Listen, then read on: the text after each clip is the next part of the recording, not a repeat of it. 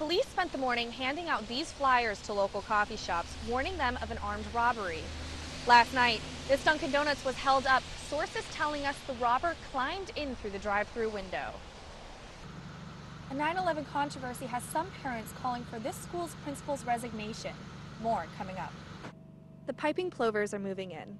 Starting Friday at 11 p.m., access to Duxbury Beach across the way will be restricted in order to protect the nesting birds. From Duxbury, Massachusetts, I'm Marian Daniells, NECN. The Bruins are at it again. Following this morning's practice, the team got a hero send-off as they left for Chicago. They face off against the Blackhawks in Game 1 of the Stanley Cup Finals tomorrow night.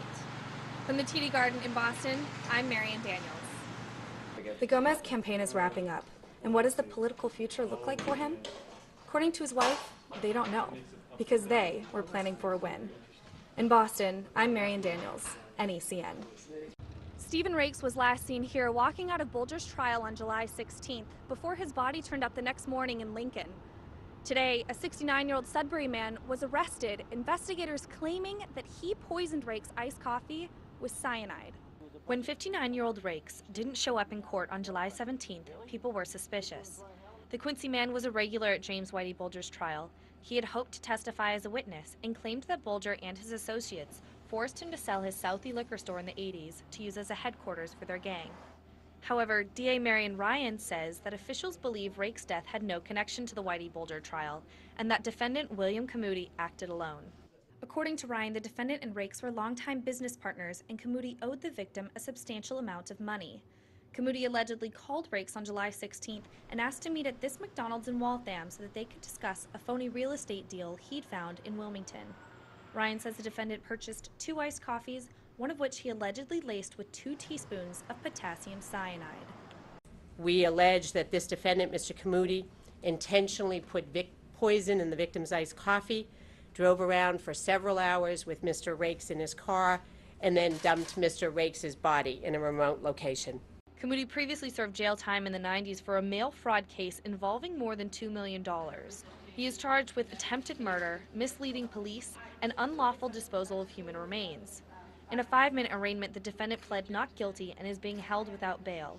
He is scheduled to appear in court for a dangerousness hearing on Tuesday, and Patricia Rakes, Stephen Rakes' sister, says that she plans on being there.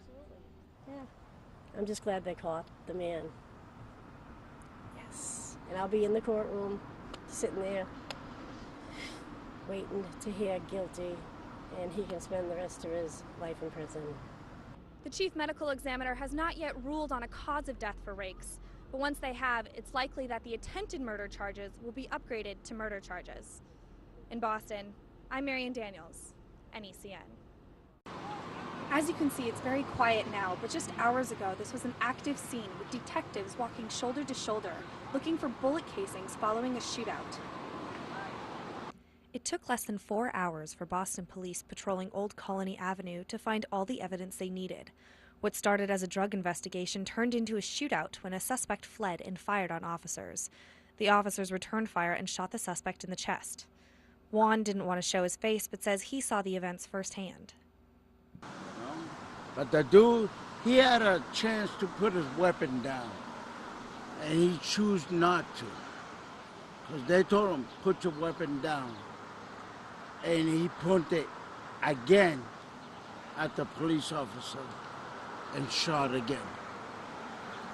It happened at about 1 o'clock in front of the Mary Ellen McCormick Old Harbor housing complex, and the road was shut down for hours. Residents camped out on the sidewalk in the summer heat.